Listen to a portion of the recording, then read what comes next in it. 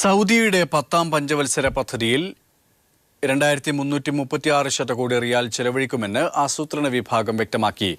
പദ്ധതികളിൽ മുഖ്യനും പൗരന്മാരുടെ ജീവിത സൗകര്യം വർദ്ധിപ്പിക്കാൻ ലക്ഷ്യമിട്ട മാനവ വിഭവശേഷി വകുപ്പിലാണ്.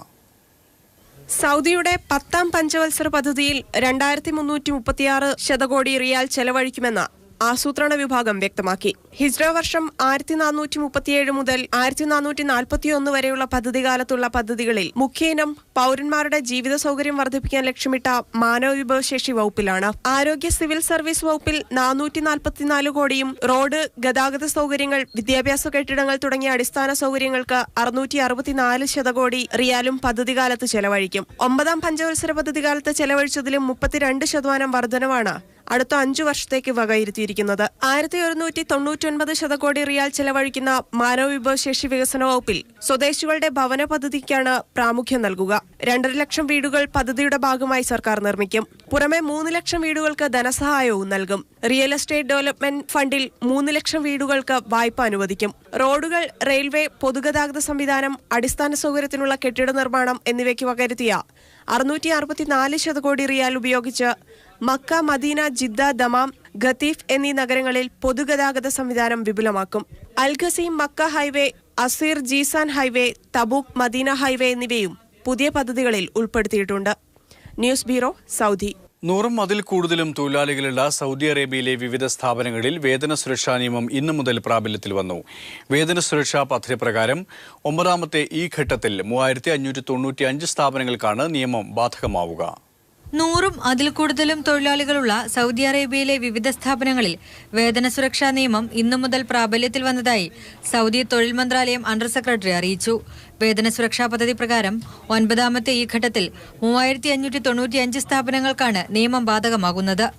ഈ സ്ഥാപനങ്ങളിൽ ജോലി ചെയ്യുന്ന 5,90,405 തൊഴിലാളികൾക്ക് നിയമത്തിന്റെ പരിരക്ഷ ലഭിക്കും.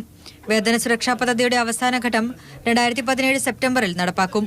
11 മുതൽ 14 വരെ തൊഴിലാളികളുള്ള സ്ഥാപനങ്ങൾക്കാണ് അവസാന ഘട്ടത്തിൽ നിയമം ബാധകമാകുന്നത്. തൊഴിലാളികളുടെ കൃത്യമായ വേതനം കൃത്യസമയത്ത് തന്നെ നൽകുകയെന്നതാണ് വേതന സുരക്ഷാ പദ്ധതി കൊണ്ട് ലക്ഷ്യമാക്കുന്നതെന്ന് സൗദി തൊഴിൽ മന്ത്രാലയം അണ്ടർ സെക്രട്ടറി അറിയിച്ചു. തൊഴിലാളികളുടെ ശമ്പളം എല്ലാ മാസവും കൃത്യതീയതിക്ക് തന്നെ അവരുടെ അക്കൗണ്ടുകളിൽ നിക്ഷേപിക്കണമെന്നാണ് വ്യവസ്ഥ. ശമ്പളം നൽകുന്നതിന്റെ വിവരങ്ങൾ എല്ലാ മാസവും മന്ത്രാലയത്തിന് സമർപ്പിക്കണം. ശമ്പളം നൽകാൻ താമസിക്കുന്ന സ്ഥാപനങ്ങൾക്കുമേൽ മന്ത്രാലയം നടപടി സ്വീകരിക്കും. പുതിയ തൊഴിൽ നിയമം അനുസരിച്ച് കൃത്യസമയത്ത് ശമ്പളം നൽകാത്ത സ്ഥാപനങ്ങൾ തൊഴിലാളി ഒരാളുടെ പേരിൽ മാത്രം 3000 റിയാൽ പിഴ ഒടുക്കേണ്ടി വരും. ശമ്പളം നൽകാൻ 2 മാസം വൈകിയാൽ തൊഴിലാളികളുടെ തൊഴിൽ പെർമിറ്റ് പുതുക്കൽ ഒഴികെയുള്ള മന്ത്രാലയത്തിന്റെ എല്ലാ സേവനങ്ങളും നിർത്തലാക്കുമെന്നും മന്ത്രാലയം അറിയിച്ചു. News bureau, Saudi. ത്രിതല പഞ്ചായത്ത് തെരഞ്ഞെടുപ്പിൽ ഇടതുപക്ഷ സ്ഥാനാർത്ഥികളെ വിജയിപ്പിക്കണമെന്ന് ദമാം നവോദയ സംഘടിപ്പിച്ച തെരഞ്ഞെടുപ്പ് കൺവെൻഷൻ അഭിപ്രായപ്പെട്ടു. ജാതിമത ശക്തികളെ താലോലിച്ച് അടുത്ത 5 വർഷം കൂടി അധികാരത്തിൽ കടിച്ചു തൂങ്ങാനുള്ള ഉമ്മൻചാണ്ടിയുടെ കുതന്ത്രങ്ങൾ കേരള ജനത തിരിച്ചറിയണമെന്ന് നവോദയ ദമാം ടൗൺ സംഘടിപ്പിച്ച തെരഞ്ഞെടുപ്പ് കൺവെൻഷൻ അഭിപ്രായപ്പെട്ടു. കേരളം ഇന്നേവരെ കാണാത്ത തരത്തിലുള്ള സാമ്പത്തിക ക്രമക്കേടുകൾക്ക് മുഖ്യമന്ത്രിയുടെ ഓഫീസ് തന്നെ താവളമായത് സാംസ്കാരിക കേരളത്തിന് അപമാനകരമാണെന്ന് കൺവെൻഷനിൽ പങ്കെടുത്തവർ പറഞ്ഞു. കേരളത്തിൽ നിലനിൽക്കുന്ന മതസൗഹാർദ്ദവും മതനിരപേക്ഷതയും ഉയർത്തിപ്പിടിക്കാൻ ഇടതുപക്ഷ സ്ഥാനാർത്ഥികളെ വിജയിപ്പിക്കണമെന്ന് തെരഞ്ഞെടുപ്പ് കൺവെൻഷൻ പ്രവാസികളോട് ആഹ്വാനം ചെയ്തു.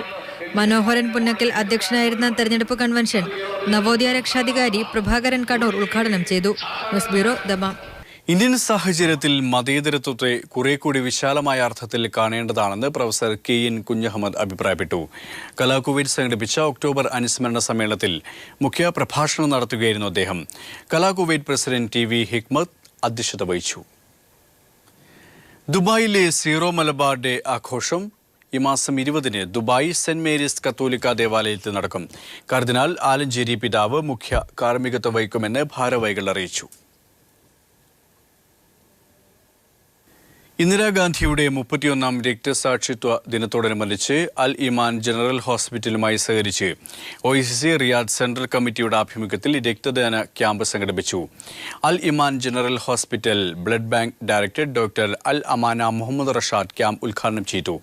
OICC central committee president Kunjikumbalam അധ്യക്ഷത വഹിച്ചു. ഡോക്ടർ അമിതാഭ്, അഷ്റഫ് വടക്കേവിള, സലീം കളക്കര തുടങ്ങിയവർ പ്രസംഗിച്ചു. റിയാദ് NRK ഫോറവും ജെറീർ ബുക്ക് സ്റ്റോറും സംയുക്തമായി ഇന്റർ സ്കൂൾ ക്വിസ് കോമ്പറ്റീഷൻ സംഘടിപ്പിക്കുന്നു. ഈ മാസം 6-ന് Jeddah Delhi public school, Riyadh Al Alia international school, Dammam Al Muna school എന്നിവിടങ്ങളിൽ റീജിയണൽ മത്സരങ്ങൾ നടക്കും. ഈ മാസം 13-ന് റിയാദിൽ ഫൈനൽ മത്സരവും നടക്കും. വാർത്താസമ്മേളനത്തിൽ മഹലി അൽ ബുഖാരി, ബാലചന്ദ്രൻ നായർ, അഷ്റഫ് വടക്കേവിള, ഷാജി സോന, സത്താർ കായംകുളം, ജെറോം മാത്യു എന്നിവർ പങ്കെടുത്തു. റിയാദ് വില്ലാസ് വിന്നേഴ്സ് കപ്പിന് വേണ്ടിയുള്ള കേലി ഫുട്ബോൾ ടൂർണമെന്റിൽ 2 മത്സരങ്ങളിൽ റിയൽ കേരളയും റെയിൻബോ സോക്കറും ജേതാക്കളായി. അൽ അബീർ മെഡിക്കൽ ഗ്രൂപ്പാണ് മത്സരങ്ങൾ സ്പോൺസർ ചെയ്തിരുന്നത്. റിയാദ് വില്ലാസ് വിന്നേഴ്സ് കപ്പിനും അൽ മദീന റണ്ണറപ്പ് ട്രോഫിക്കും വേണ്ടിയുള്ള 8ാമത് കേളി ഫുട്ബോൾ ടൂർണമെന്റിന്റെ 4ാമത്തെ ആഴ്ചയായ വെള്ളിയാഴ്ച റിയാദ് നസ്രിയ അൽ ആസിമ ഇന്റർനാഷണൽ സ്റ്റേഡിയത്തിൽ നടന്ന 2 മത്സരത്തിൽ റിയൽ കേരളയും റെയിൻബോ സോക്കറും വിജയികളായി. അൽ അബീർ മെഡിക്കൽ ഗ്രൂപ്പാണ് മത്സരങ്ങൾ സ്പോൺസർ ചെയ്തിരുന്നത്.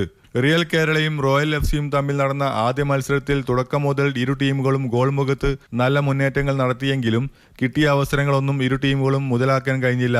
2ാം പകുതിയിൽ റോയൽ എഫ്സി പ്രതിരോധം ശക്തമാക്കി. അവസരങ്ങൾ പലതും തുറന്നു കിട്ടിയെങ്കിലും അവയൊന്നും ഗോളാക്കി മാറ്റാൻ കഴിഞ്ഞില്ല. 1-0 എന്ന നിലയിൽ റിയൽ കേരള വിജയം കണ്ടു. റിയൽ കേരളയുടെ യാസറിനെ ഏറ്റവും നല്ല കളിക്കാരനായി തിരഞ്ഞെടുക്കപ്പെട്ടു.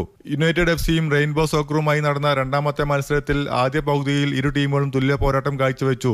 ഇരു ഗോൾ മുഖത്തും തുടരെ ആക്രമണങ്ങൾ ഉണ്ടായെങ്കിലും ആദ്യ പകുതി തീരുമ്പോൾ ഇരു ടീമുകളും ഗോളൊന്നും വഴങ്ങിയില്ല. 2ാം പകുതിയിൽ ഇരു ടീമുകളും മികച്ച പോരാട്ടം തുടർന്നു.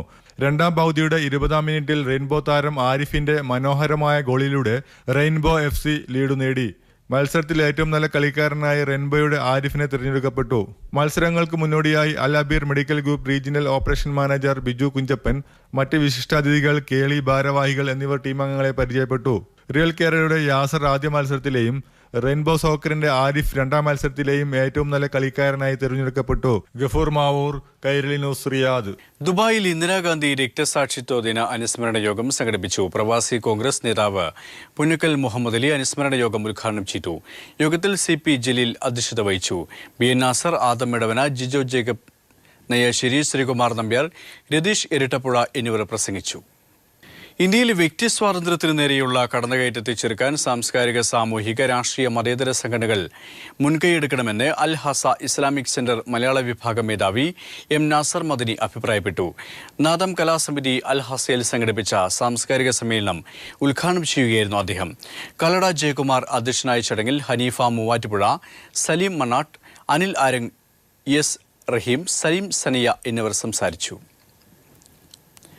അൽ ഖുറയിൽ നിന്നും അവധിക്ക് നാട്ടിൽ പോയ യുവാവ് നാട്ടിൽ വാഹനമിടിച്ചു മരിച്ചു.